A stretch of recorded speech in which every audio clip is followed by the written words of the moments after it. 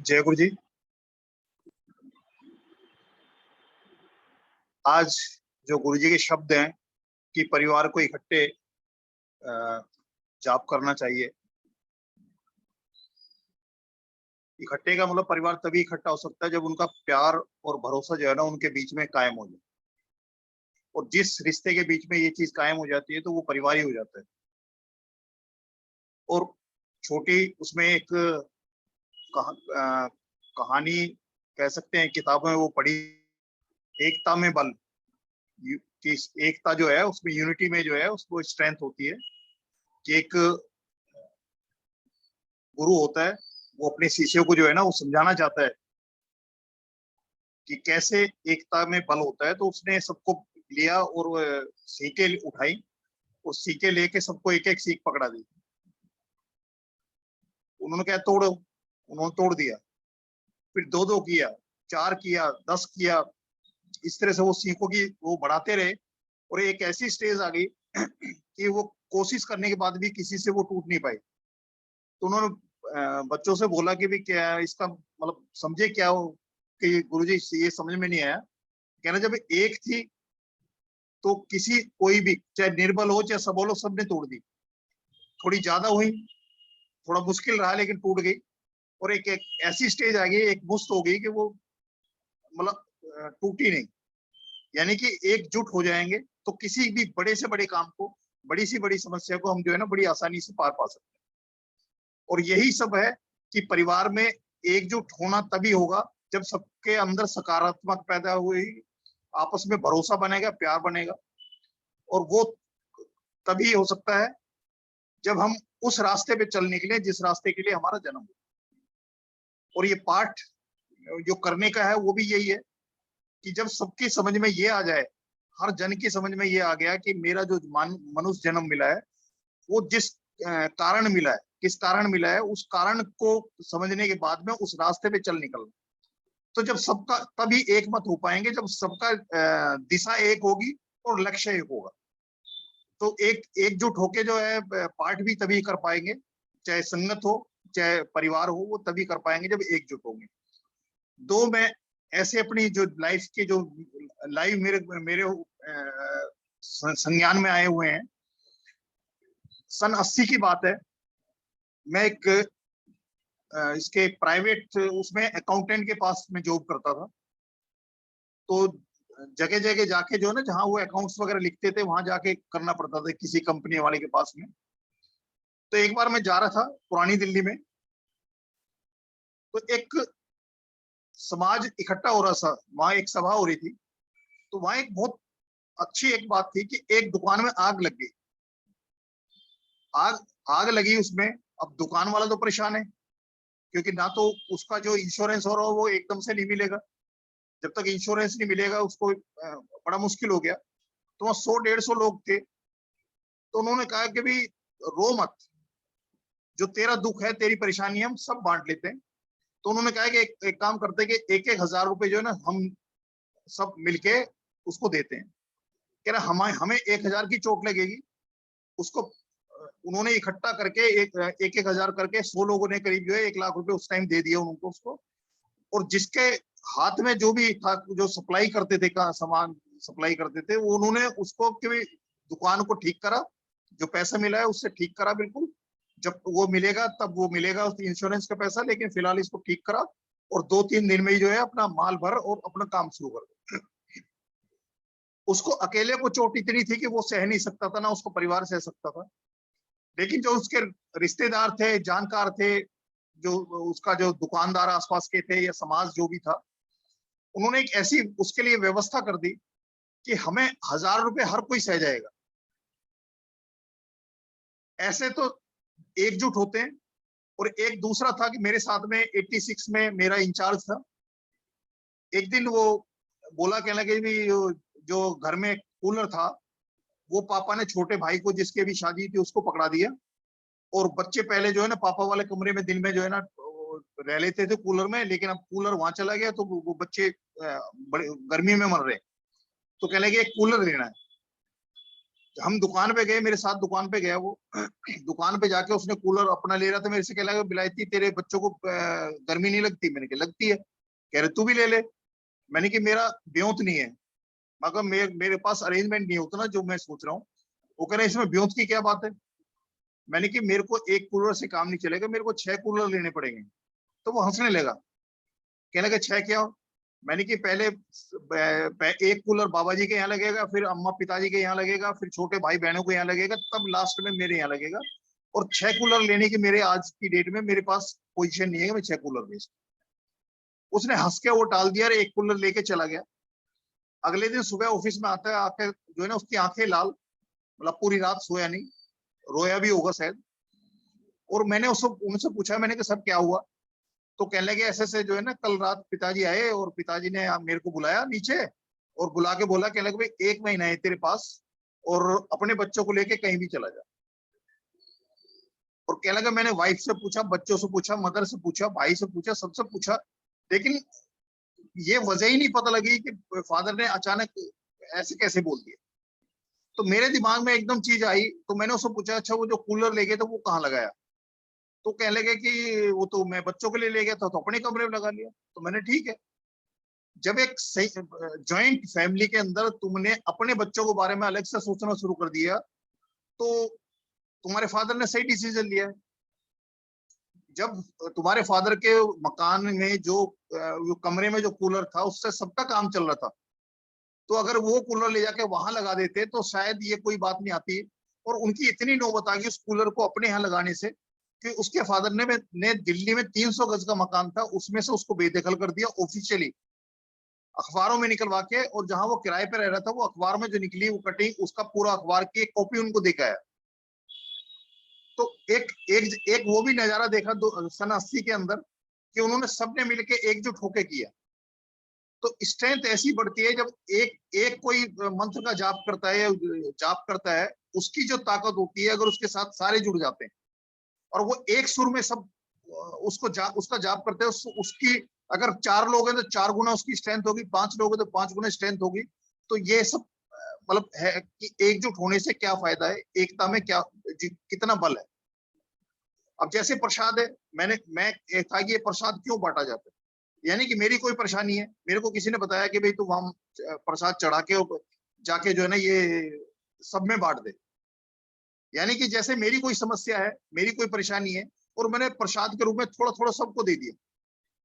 Suppose वो जहर है और इतना जहर है कि मैं खाऊंगा, खाते ही मैं मर जाऊंगा, लेकिन अगर उसको एक एक बूंद जो है ना 1000 लोगों में वो चला गया तो सबके हजम हो जाएगा, किसी को खास परेशानी नहीं होगी। तो यही जो इकट्ठा संयुक्त है, जो मंदिर बने हैं, जैसे गुरुजी ने मंदिर बना रखा है, और भी मंदिर हैं, जो जितने भी पूजा स्थल हैं, जितने भी ये धार्मिक स्थल हैं, उन सबका ये है कि जितने लोग वहां इकट्ठे होकर संयुक्त रूप से जाते हैं और एक मन से पॉजिटिव वाइब्स के साथ में जो है ना जब उनको ध्यान लगाते हैं तो हमारी जो लौ है, जो हमारी अंदर की जो यात्रा है वो शुरू हो जाती है।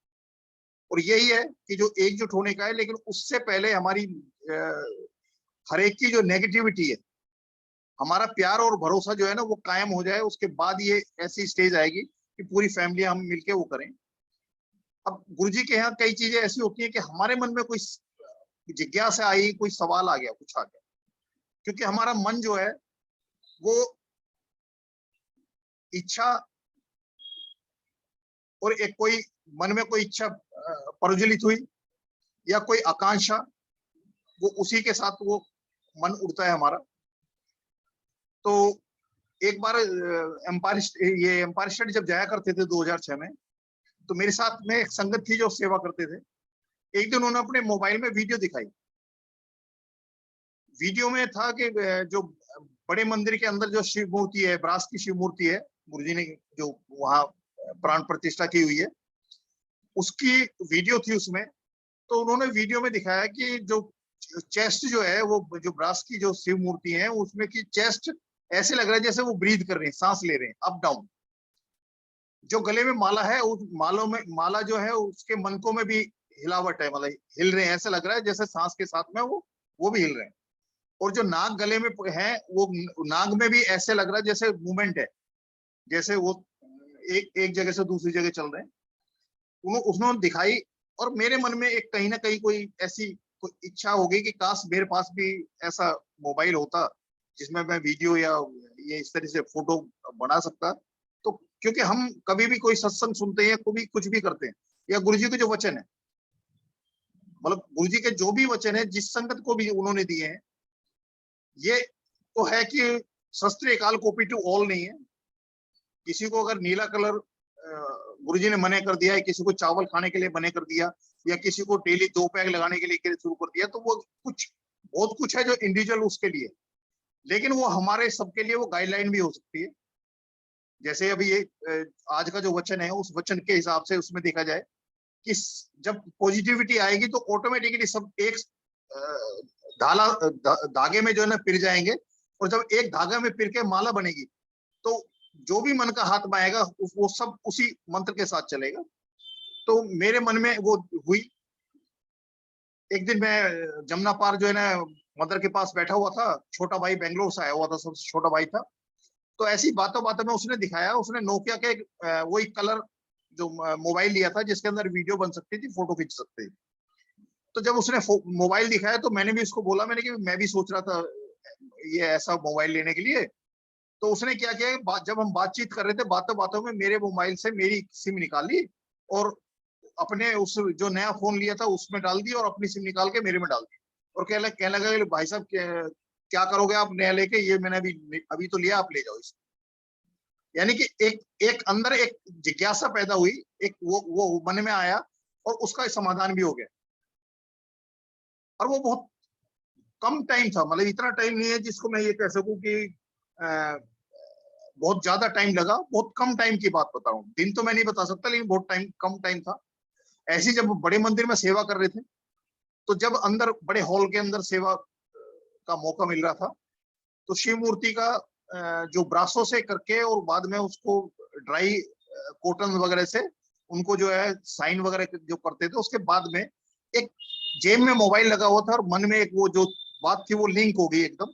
और मैंने निकाला, और उसको जो है ना जैसे उसको वीडियो का ऑन करके उसका, और मैंने उसकी तरफ किया, तो थ्रू कैमरा में देख रहा हूँ, तो जो नजारा उस उनके आंटी के उसमें मोबाइल के वीडियो में दिखाई दिया, तो वही नजारा मेरे को दिखाई देना शुरू हो गया कि चेस्ट ऐसा लग रहा है अप डाउन हो रहा है, कि ब्रीथ कर रहे हैं, मन के भी ऐसे हिल रहे हैं, सांस के साथ में ऊपर नीचे लग रहा है, और गले में जो नाक जो है उसमें भी मूवमेंट है। तो मैं अंदर अंदर तक सिंहर गया, मतलब बहुत एकदम से होता है ना, जैसे झटका सा लगता है कि मतलब वो तो एक उसमें था, लेकिन वो लाइव था। और सबसे बड़ी बात थी कि जैसे वो आंख से हटाता था मैं मोबाइल को, तो वैसे ही वो नॉर्मल बिल्कुल, लेकिन जैसे ही मैं लगाता हूँ उसको, उसमें जो है वो नजर आने लगी। मैंने बड़ी हिम्मत करके एक स्टिल फोटो खींची, वीडियो नहीं बन पाई मेरे से, एक स्टिल फोटो खींची। बाद में जब मैंने उसको देखा, तो उसमें ऐसा था जैसे सामने से जो शिव जी हैं वो सामने से भाग के निकल गए। बहुत उसमें बहुत जैसे होता है ना, इसकी जब स्लो मोशन में दिखाई जाती है कोई चीज, तो एक एक फ्रेम उसमें लग के, और तब जाके हमें इसको देख पाते हैं। तो ऐसे वो था जैसे सामने से कोई भाग गया हो, वहां एकदम हो गया। उसके बाद फिर मैं नीचे जहां से गुरुजी बेसमेंट में गाड़ी खड़ी करके, और वहां से एक रूम अप स्टेयर होके एक रूम से जो है ना बड़े हॉल में आया करते थे, तो वहां उस रूम में एक छोटी शिव मूर्ति ब्रास की रखी हुई थी। वहां जब उस सेवा चल रही थी, सेवा कर रहा था, तो वहां फिर मेरे मन में वही चीज हुआ, क्योंकि मेन हॉल में जो था वो तो नजारा मैं देख चुका हूँ।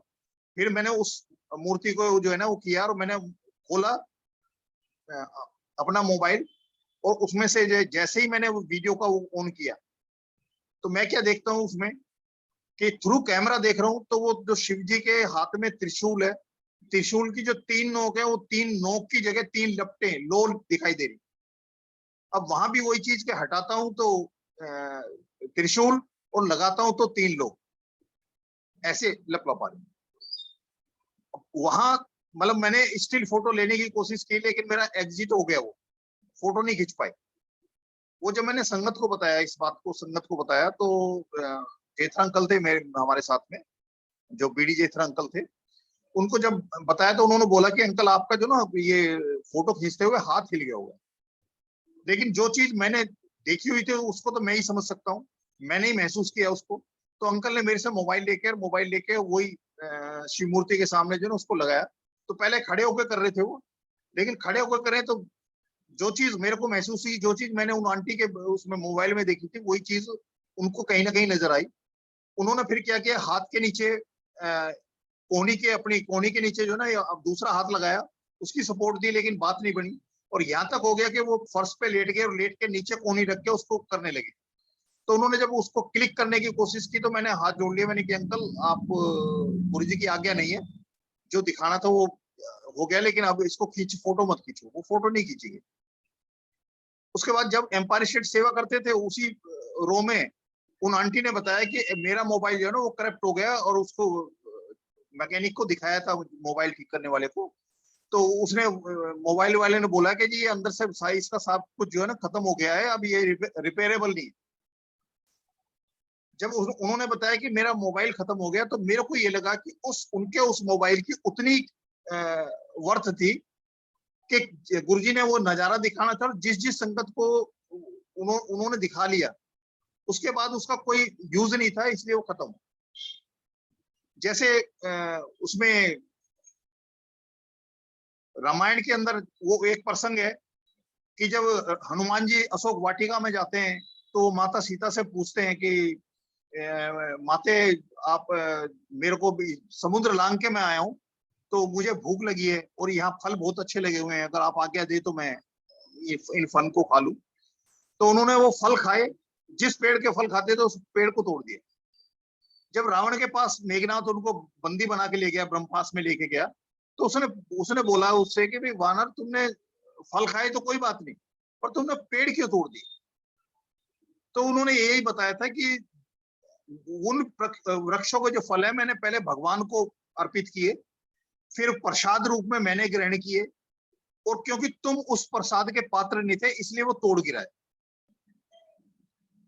यानी कि उस पेड़ का जब वो प्रसाद के रूप में भगवान को चढ़ गए, श्री राम को उन्होंने अर्पित कर दिए और प्रसाद रूप में उन्होंने ग्रहण कर लिया, अब उस पेड़ की वर्थ खत्म हो गई। तो वो मेरी समझ में आया और मैं उस मोबाइल को बड़ा संभाल के रखने लगा। एक दिन ऑफिस में मैं एक स्टैंड के लिए बस मैंने पकड़ी और लटका था बाहर, अंदर भी नहीं घुसा। और उतर के मैं जैसे ऑफिस में गया हूँ, हार्डली 200 मीटर चल के अपने ऑफिस में रूम में गया, और जैसे ही मैं बैठने से पहले जेब में हाथ डाल के मोबाइल निकालने की कोशिश की तो देखा कि वो मोबाइल गायब। मैंने अपने कुलीग के साथ में मोबाइल लेके और रिंग किया तो वो स्विच ऑफ। तो मेरी जो एक खटक थी कि जो एक मेरे के अंदर जो भाव था, मेरी जो अंदर एक जिज्ञासा पैदा हुई वो हुई, और वो वहीं की वहीं गुरुजी ने उसका काम हो गया पूरा। जैसे उन आंटी का वो करप्ट हो गया था, मेरे हाथ से वो मोबाइल ही चला। अभी रिसेंट में ये दिल्ली में जो है एक जगह था कि गुरुजी के स्वरूपों से ये अमृत वर्षा हो रही है, या ये आपका जल वर्षा हो रही है, दूध वर्षा का है, मिश्री प्रसाद का है, ये अभी 2-3 जगह का था। तो मैं ये बताता हूँ कि जो संगत है जिसका विश्वास महाराज पे बना हुआ है, उसको वो नजारा दिखाई देगा जो महाराज दिखाना चाहते हैं। और बाकी तो इसको कुछ कोई अटकलें करता है, कोई कुछ करता है, ये सबका अपना अपना एक नजरिया है, क्योंकि नजर में फर्क आता है आपके नजरिए से। क्योंकि मैंने ये चीजें पहले भी देखी हुई है, आज मैं उसको करता हूँ कि एक बार गौरव अंकल हैं गुरुजी के भतीजे, उनकी बिटिया का फर्स्ट बर्थडे था जो 11 नंबर फार्म हाउस है मंदिर के थोड़ा आगे चल के, उसी में मनाया गया था। उसमें मेरे को भी मतलब मौका मिला जाने का। तो उस दिन वो नजारा था जो 31 दिसंबर 2006 को था, कि 9 बजे से पहले ही इतना धुंध और इतने नीचे तक आ गई थी कि जैसे सारे हम लोग जो है ना आसमान में बादलों के बीच में। ये नजारा 31 दिसंबर 2006 को देखा था, जब गुरुजी ने संगत को जब गुरुजी आए और उनकी आरती हुई तो संगत गुरुजी की तरफ से मैसेज हो गया था सबको कि लंगर लेके सीधे घर जाएं और किसी को आगे लेने की जरूरत नहीं, सबको आगे है। और जो निकल पाए थे पहले निकल गए, वो निकल गए, बाकी तो सब रुके थे। हम भी 3:30-4 बजे तक जो है ना वेट करना पड़ा था। मतलब 1 मीटर का भी दिखना जो ना मुश्किल था। तो वही नजारा उस दिन था जिस दिन उनकी बिटिया का वो था। तो 11 नंबर में गोल राउंड सा स्टेज सा बना हुआ है, तो उसपे गुरुजी के स्वरूप रखे हुए थे। उसपे तो स्टैंड पे रखे हुए थे, तो मैंने मत्था टेका था। और मत्था टेका तब कुछ नहीं था, सब कुछ नॉर्मल था। और मत्था टेक के जैसे ही उठता हूँ तो मैंने देखा कि गुरुजी के आंखों के नीचे से, यहाँ से जो है ना मतलब अमृत बह रहा है, पानी जल जो कह सकते हैं, प्रसाद कह सकते हैं, वो बह रहा है। संगत ने देखा, वहां वो नजारा देखा। उसके बाद 2012 में एक आंटी है जिनके बहाने से गुरुजी ने मेरे को अपने यहाँ 2006 में बुलाया था, जो तांत्रिकों के पास और पंडितों के ज्योतिषियों के पास चक्कर लगा रहे थे। तो उनके यहाँ 2012 में एक ऐसा हुआ था कि उन्होंने जैसे एक सत्संग गुरुजी का कराया घर में। आप आसपास के जो वो थे उनको उनको सत्संग करा के, और थोड़ी देर बाद देखा तो उसमें जो है ना ऊपर वाला जो कपड़ा है, वो कपड़ा पूरा गीला है। तो उन्होंने सोचा कि कोई छोटे बच्चे ने कोई पानी वगैरह उसमें डाल दिया। लेकिन वो उधर से मतलब टपक कोई नहीं थी, लेकिन ऊपर का जो वो था सरफेस जो था, उसमें जितना कपड़ा था वो सब में जो ना वो गीला, हाथ लगाने से उसमें गीलापन आ रहा, बूंदे जैसा कुछ नहीं। ऐसी एक बार पंजाबी बाग में मेरे साथ एक संगत थी जो सेवा करती थी, 2 भाई थे वो संगत मेरे साथ सेवा करते थे। उनके यहाँ सत्संग हुआ था, मैं भी गया था उस सत्संग में। तो रात को उन्होंने गद्दी का समापन नहीं किया, और उन्होंने कहा था कि गुरुजी घर आए हैं तो हम तो रात जो है ना गुरुजी के साथ बिताएंगे। अगले दिन मैं ऑफिस में था तो उनके यहाँ से फोन आया था, और उन्होंने बताया कि अंकल ऐसे है कि आज सुबह हम उठे हैं तो देखने के पूरे घर के अंदर दीवारों में जो है ना ऐसे ऐसे से पानी की वो बह रही हैं, लाइनें बह रही हैं। मैं उनके यहाँ गया था और मैंने वो नजारा देखा था कि वाकई में पूरे घर के अंदर ऐसे लाइनें थी, और उसमें हल्का सा पीलापन था, मतलब हल्का जैसे केसर लाइट कलर था, इस तरह का कलर था। तो मैंने बोला कि मैंने कि और तो कुछ नहीं है, तो गुरुजी की कृपा है जो बरस रही है। अब गुरुजी कैसे किसको ब्लेस करते हैं, क्या तरीका है गुरुजी का, ये सब उसमें चलता है। इस सत्संग में था, वो भी मेरे साथ सेवादार सेवा करते थे पहले भी। उनके एक दिन सत्संग था, तो उनके सत्संग में इधर शब्द चल रहे थे, और उधर सब जो जितने भी गुरुजी के स्वरूप थे वहां दरबार में उन्होंने लगा रखे थे। उनमें से जो है ना देखते देखते जो है ना वो जल वर्षा के जो है ना अमृत बहने लगा उसमें। मतलब ये नहीं है कि गुरुजी को क्योंकि गुरुजी को कोई प्रमोट नहीं कर सकता, क्योंकि गुरुजी सबको प्रमोट करते हैं।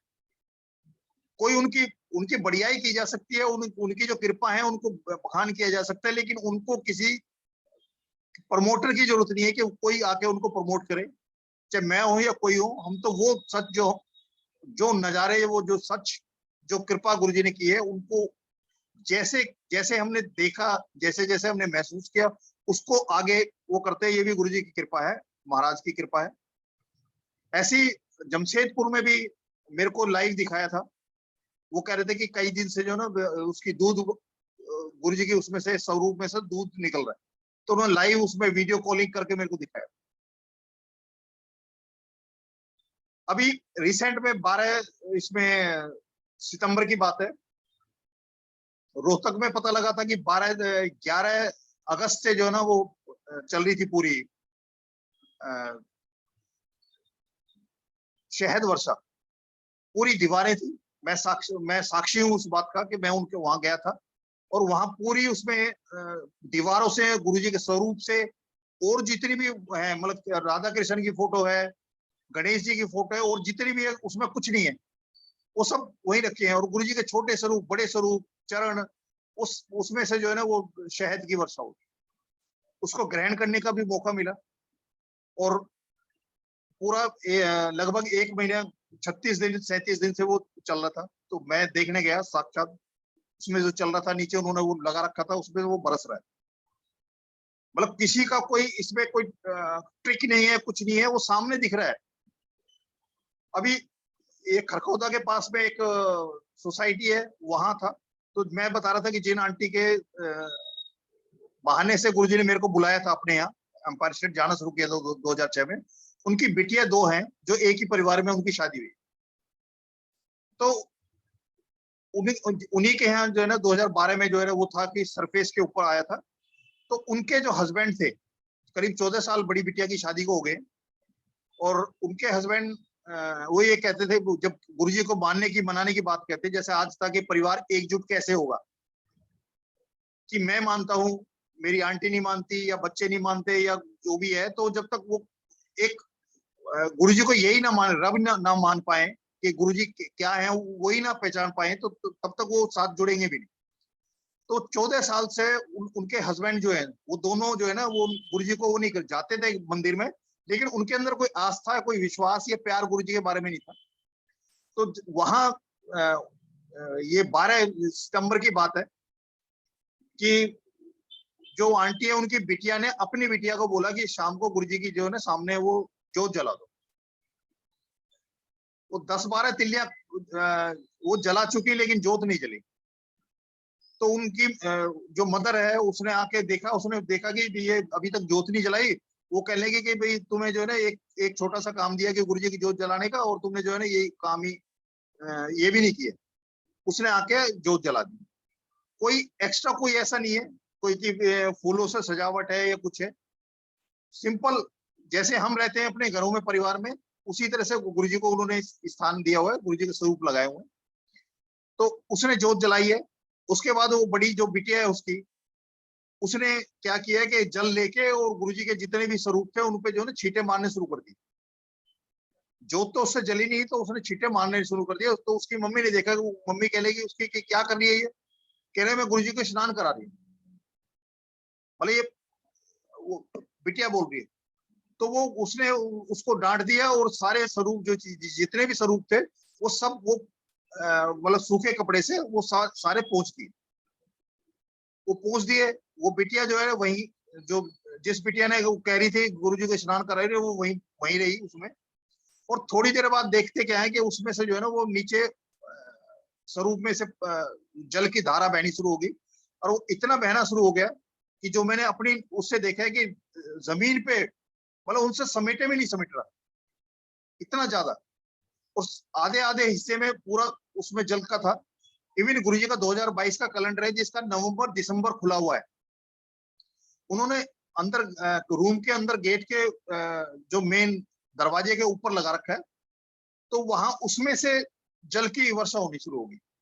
और इतना हुआ कि पीछे जब उसमें देखा कि एक थोड़े से टाइम में ही पूरी परात उसमें भर गई जल में। और हम मेरे को उन्होंने बोला कि अंकल ऐसे ऐसे बात हो रही है और हमारी समझ में नहीं आ रहा क्या हो रहा है। तो जब मैं गया वहां, मैं 3 बार करीब गया उनके यहाँ। तो मैं जब वहां गया तो हमारे सामने जिन स्वरूप से उससे पहले जल वर्षा नहीं हो रही थी, हम मेरे देखते देखते जो है ना उसमें से जल की आना शुरू हो गई।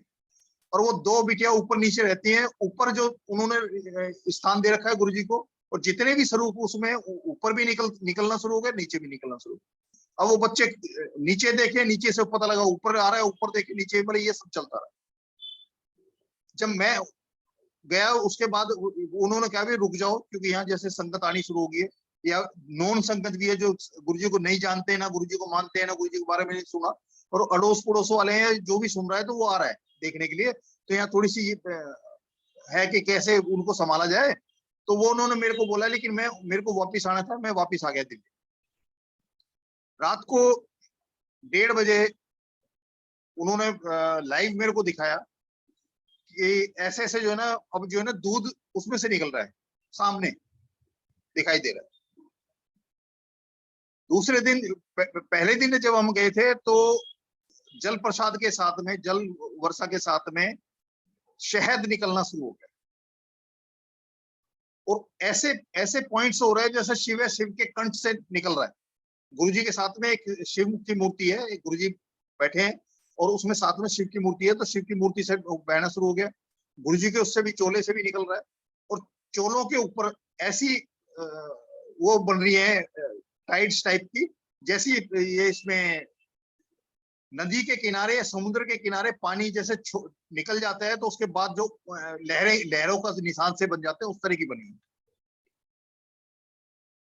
दूध की रात को 1:30 बजे हुआ, फिर उसके बाद दूध के बाद जो है ना मिश्री प्रसाद का शुरू हो गया। जब हम गए थे तो हमने बोला, मैंने कि भाई ये पता नहीं गुरुजी क्या चाहते हैं, किस संगत को जोड़ना चाहते हैं, कि या गुरुजी क्या नजारा करना चाहते हैं।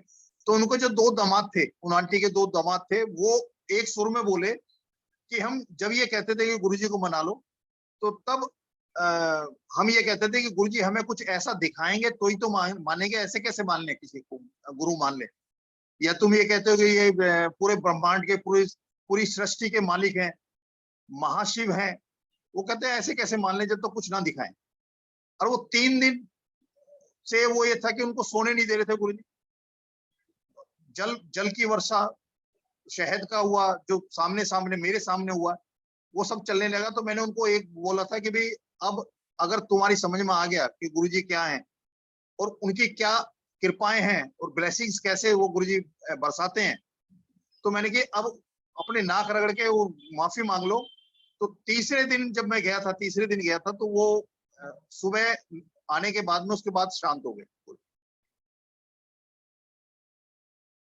क्योंकि उन्होंने ऐसी अरदास की थी। पिछले 14 साल से उनकी जो बिटियां थी वो अपने हस्बैंड को बोलती थी, वो जाते जरूर थे लेकिन मानते नहीं थे।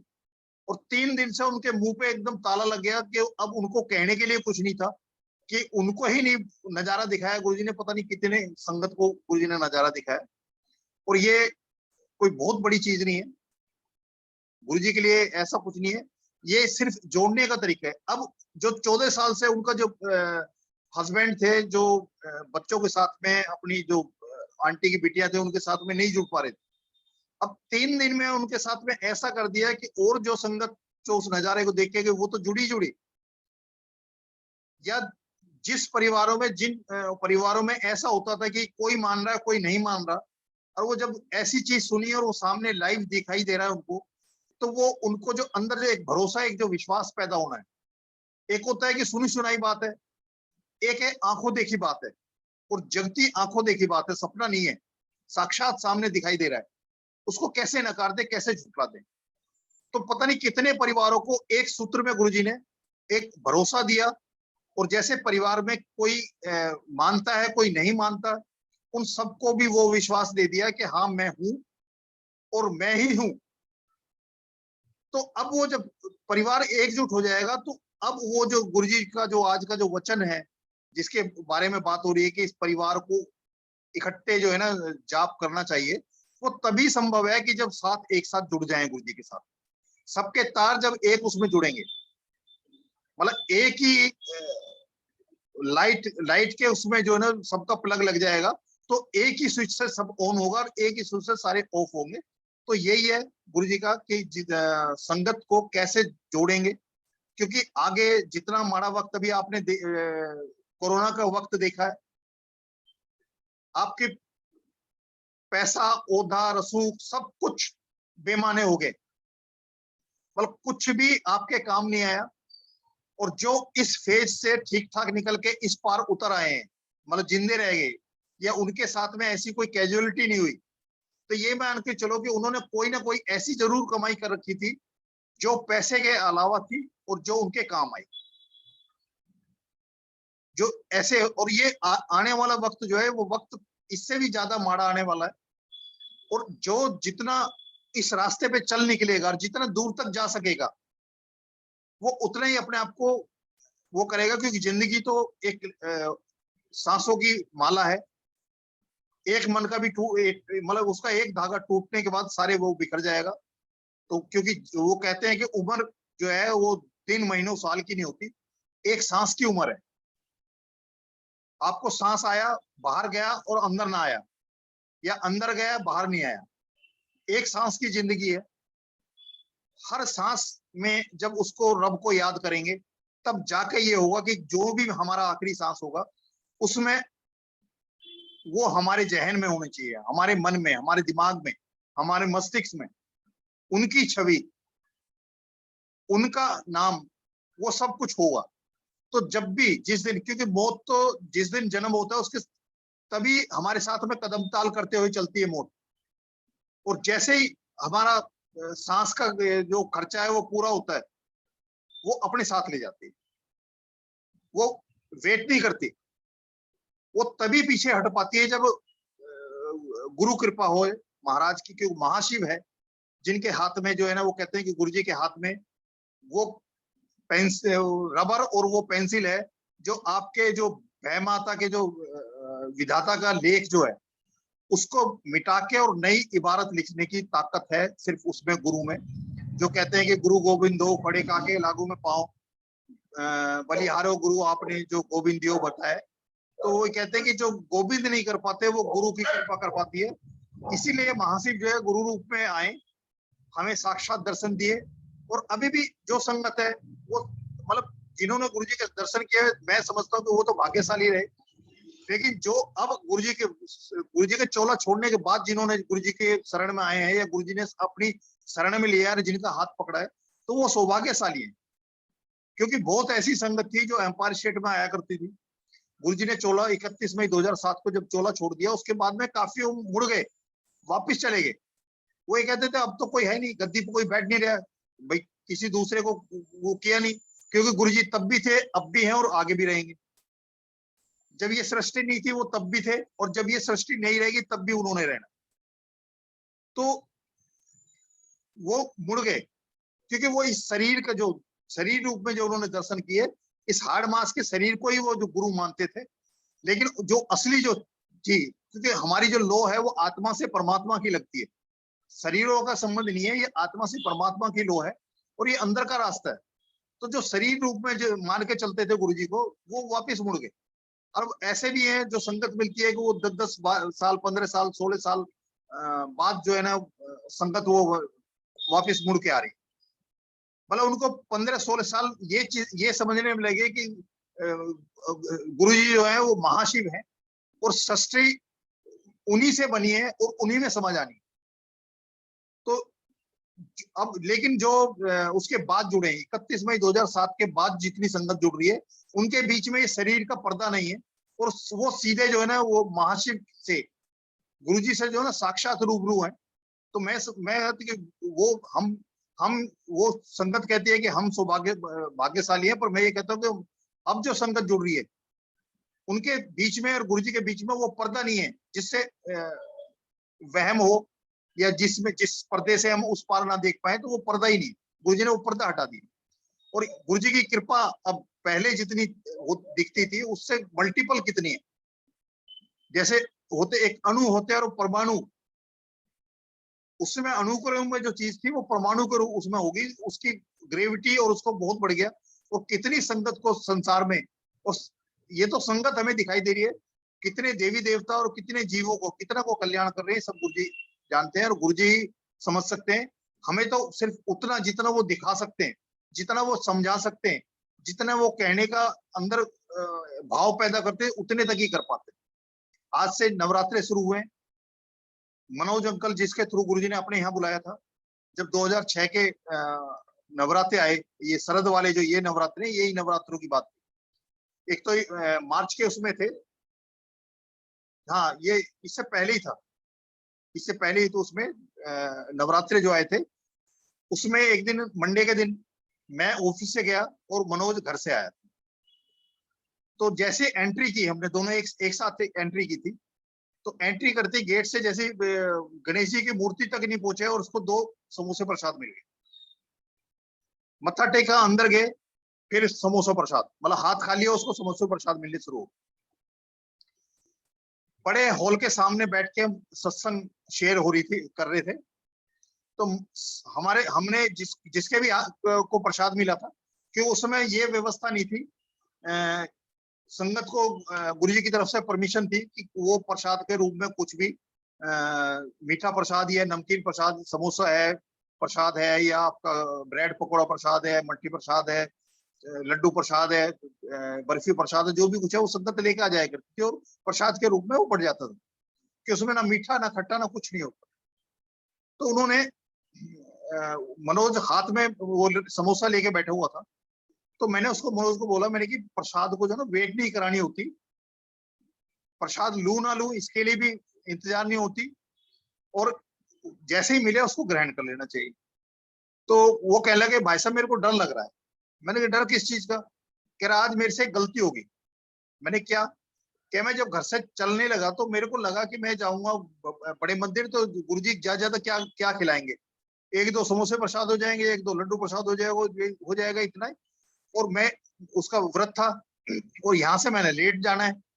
तो मैंने मम्मी से बोल के कुट्टू के आटे की जो है ना वो पकौड़ी बना के खा के आए।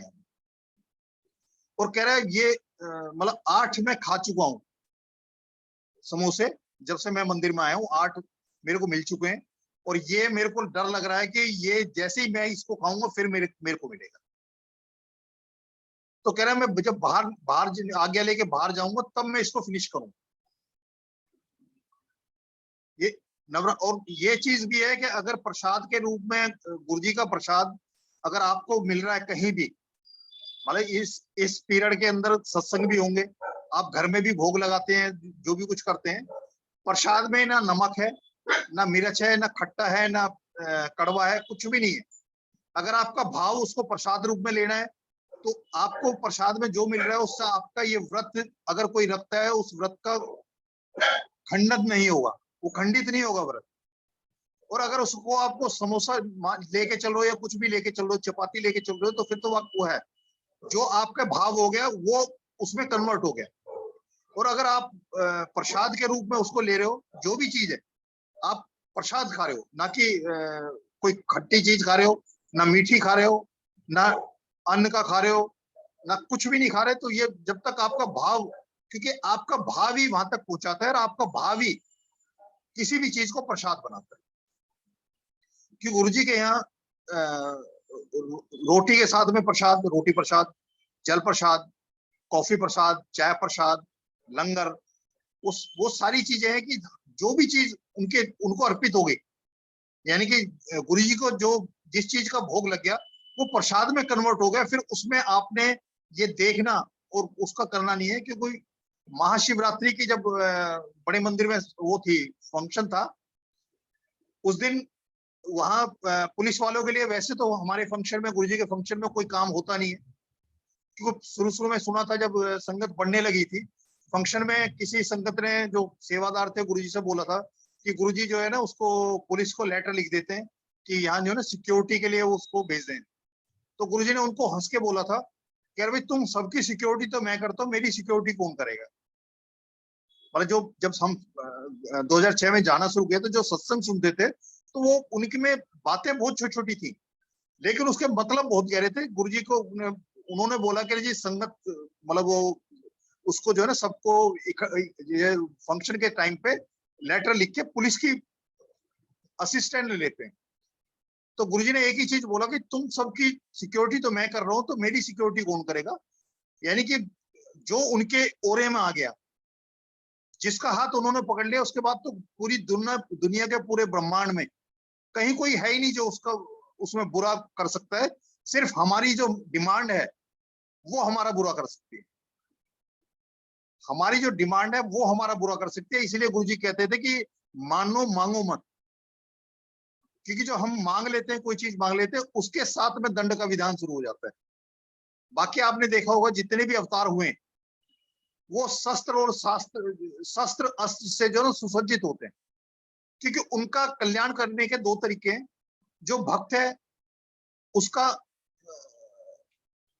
उद्धार करते हैं, और जो दुष्ट है, जो जो मतलब नेगेटिविटी जिसके अंदर है उसका संहार करते हैं।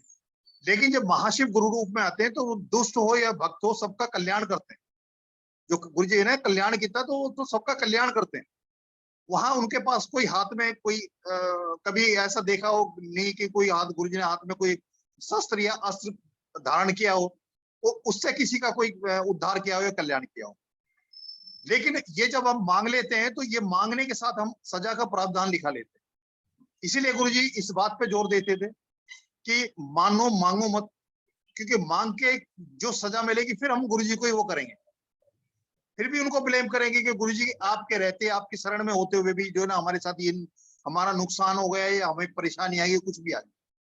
जबकि ये 100% बिल्कुल पत्थर पे लिखी लकीर है कि गुरुजी ने जिसको अपनी शरण में ले लिया, जिसका हाथ पकड़ लिया, जो हम भुगत रहे हैं वो सिर्फ 10% है। 90% अगर हम अपने विजन में भी जोड़ के देख लेंगे तो हम हमारे वैसे होश फाख्ता हो जाएंगे, हम जीते जी मर जाएंगे। अगर वो 90% भी है तो वो भी कर्म कटा रहे हैं गुरुजी कि आगे बैलेंस जीरो हो जाए, जिससे कि हम अगले ये जन्म मरण ये सारी चीजों से पार हो जाएं, और जिस उसके लिए ये मनुष्य जन्म मिला है उस लक्ष्य को प्राप्त कर लें। क्योंकि गुरुजी जो बोलते थे कि जो चीज में देने हैं वो तो कोई मेरे से मांगता ही नहीं, सब दुनियावी चीजों को पीछे पड़े हुए, क्योंकि हमारी शुरू से लेके जब से लेके और आदतें ही ऐसी पड़ी हुई है। आपने देखा होगा आरतियां या जो भी हमारी अरदास है, उस अरदास में कोई कहीं ना कहीं हम मांग को लेके बैठे हुए हैं, मानने से ज्यादा मांग को है। तो इसलिए है कि अगर हम मांगेंगे नहीं ना तो जो सजा वाला जो कॉलम है वो ब्लैंक ही रहेगा, वो उसमें कभी कुछ लिखत नहीं होगी। इसलिए मेरी भी यही है सब संगत से, जो गुरुजी कहते हैं उसी को पकड़ के चलो कि मानो मांगो मत, क्योंकि हमारी मानने में ही भलाई है। मांग के अपना नुकसान क्यों करना चाहे, जब हम सपने में भी अपना बुरा नहीं सोच सकते। आपने एक्सपीरियंस क्या होगा कि सपने में भी हम किसी को पीट रहे होते तो हमारी आंख नहीं खुलती, लेकिन जैसे ही कोई हमें पीटने लगता है या हम किसी हमारे साथ कोई बुरा होने लगता है तो हमारी आंख खुल जाती है। तो जब हम अपना बुरा सपने में भी नहीं सोचते तो जगती आंखों अपना बुरा क्यों करना मांग के। तो आज का इतना ही, बाकी गुरुजी जब कभी आदेश करेंगे तो यही है कि एकता यूनिटी तभी बनेगी जब हमारा जो सोच है सबकी एक तरफ जाएगी, सकारात्मक होगी, तभी एक दूसरे को समझ पाएंगे, तभी सारा परिवार एकजुट होके एक साथ जो है जाप कर पाएगा। जय गुरु जी। जय गुरु जी। गुरु जी को प्रणाम। गुरु जी की आई हुई संगत को जय गुरु जी। जय गुरु जी अंकल। और मल्टीलिंगुअल जूम प्लेटफॉर्म की तरफ से आपका बहुत बहुत थैंक्स। आज आपने बहुत ही अच्छा सत्संग शेयर किया, बहुत बातें जो सीखने को मिली। वैसे तो सब संगत से जो आप लोग गुरुजी से मिले हुए हैं बहुत कुछ सीखने को मिलता है हमें। आज आपने बहुत कुछ समझाया। सबसे पहले आपने जो वचन की जो एक्सप्लेन करा उसको बहुत ही सुंदर ढंग से आपने उसको एक्सप्लेन किया। उसमें ये बताया कि हमें अपने बड़ों की रिस्पेक्ट करनी चाहिए। सबसे पहले हमें उनका फर्स्ट हमें अपनी फैमिली मेंबर्स को, बड़ों को अच्छे से हमें फैमिली के साथ रहना चाहिए और मिलजुल के जो है गुरुजी को हमें अपने कर्म जो है वो हमारे को कर्म कटवाने चाहिए, तभी हमारे को गुरुजी का आशीर्वाद है वो सबको बराबर उसमें मिल सकता है। और आपने जो शंकर जी का वो सत्संग सुनाया, शिव भोलेनाथ का, कि वो ब्रीथ कर रहे थे और माला भी जो मन के जो उसके मूव कर रहे थे और नाग देवता जी भी हिल रहे थे। ये बहुत बड़ी ब्लेसिंग आपने जो सुनाई है, उसकी हमें भी उसका ब्लेसिंग जो मिली है आपके सुनने से। ये गुरुजी ने नवरात्रों में सब संगत को बहुत बहुत शुभकामनाएं नवरात्रों की। गुरु जो होती हैं वो हमारी माँ का भी रूप होते हैं एक, वो माँ के रूप में भी हमें दर्शन देते हैं। सब संगत के ऊपर मेहर बरसाएंगे माँ के गुरु एक माँ की तरह हाथ रखते हैं हमारे सिर के ऊपर। और अपने वो हनुमान जी की एग्जाम्पल देके कि वो जब वो रामचंद्र जी सीता माता के पास जाते हैं, वो उनका जो पेड़ जो उसको वो कर देते हैं। ऐसे ही आपका फोन की जो ब्लेस वो था वो गुम हो गया, आंटी का भी वो फोन वो हो गया। गुरुजी ने जितनी ब्लेसिंग उसमें वो करनी थी वैसे वो करी। और शहद वर्षा, अमृत वर्षा के बारे में भी आपने बताया। आजकल बहुत संगत को गुरुजी ब्लेस कर रहे हैं। ये गुरुजी कहते हैं कि वो उनके कर्मस काटते हैं, जो ये अमृत वर्षा शहद वर्षा उनके घर में होती है, ब्लेस करते हैं। ये गुरुजी की महिमा वो ही जानते हैं कि ये क्या है। हम भोलेनाथ हैं वो गुरु। एक आपने बताया कि हमारी जो भाग्य का जो होता है, रबड़ जो होती है गुरु के पास होती है, हमारी जो कर्मस को वो मिटा सकते हैं। जब ब्रह्मा जी ने चारों वेद लिखे थे, तो उन्होंने भी यही कहा था कि ये इंक जो है किसको दी जाए, तो शंकर जी ने बोला था ये गुरु को दी जाए, कि ये गुरु जो है भाग्य वो हमारे जो बदल सकते हैं। आपने बोला सबसे लास्ट में कि गुरु जी जो है वो हमारे महाशिव जो है गुरु के रूप में आए हैं, वो सबका कल्याण करने आए हैं। आपका बहुत बहुत thank you multilingual zoom platform की तरफ से। शुक्राना गुरुजी महाराज का और सुरेश वासन अंकल का बहुत बहुत शुक्राना, जिन्होंने ये प्लेटफॉर्म स्टार्ट किया। हमें बहुत अच्छी ब्लेसिंग्स मिलती हैं, और सारे सेवादारों का भी बहुत बहुत शुक्राना, जो बहुत अच्छे से ये सभी इस प्लेटफॉर्म को चला रहे हैं। और बहुत संगत का भी शुक्राना जो इस सत्संग शेयर करने आते हैं। अंकल आपका बहुत बहुत सारी गुरु परिवार की तरफ से आपका बहुत बहुत थैंक यू, शुक्राना जय गुरु जी, जय गुरु जी।